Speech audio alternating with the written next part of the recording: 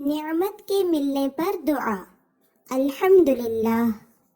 گرمی کی چھٹیوں میں اکثر لوگ اپنے نانی کے گھر جاتے ہیں۔ اسی طرح رقیہ بھی اپنے امی ابو کے ساتھ چھٹیوں میں نانی کے گھر آئی۔ وہاں اس کے ہی جیسی ایک اور لڑکی تھی جس کا نام فرحت تھا۔ رقیہ کی فرحت سے اچھی دوستی ہو گئی۔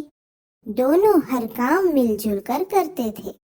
رقیہ نے دیکھا کہ فرحت جب بھی کوئی چیز کھاتی پیتی تو آخر میں الحمدللہ ضرور کہتی تھی، اور الحمدللہ کہتے وقت وہ بہت خوش نظر آتی تھی۔ رقیہ نے ایک دن فرحت سے پوچھ ہی لیا کہ فرحت، میں آپ سے ایک بات پوچھوں؟ فرحت نے کہا، ہاں پوچھو۔ رقیہ نے کہا، جب مجھے کوئی چیز ملتی ہے اور میں اسے کھا پی کے ختم کر دیتی ہوں تو مجھے اس چیز کے ختم ہونے کا افسوس ہوتا ہے، جبکہ میں نے آپ کو دیکھا کہ آپ کے پاس چیز ختم ہونے کے بعد آپ الحمدللہ کہہ کر خوش ہوتی ہو، ایسا کیوں؟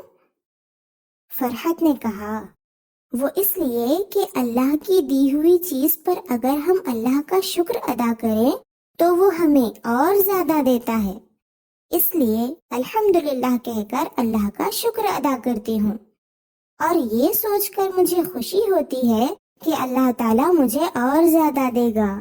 کوئی بھی چیز کھانے اور پینے کے بعد الحمدللہ کہنے سے اللہ تعالیٰ خوش ہوتا ہے اور زیادہ عطا کرتا ہے۔ رقیہ نے کہا، اچھا ایسی بات ہے، میں تو الحمدللہ کہتی ہی نہیں تھی اور بیکار میں ڈرتی تھی، آج سے میں ہمیشہ کوئی بھی چیز کھانے اور پینے کے بعد الحمدللہ ضرور پڑھوں گی۔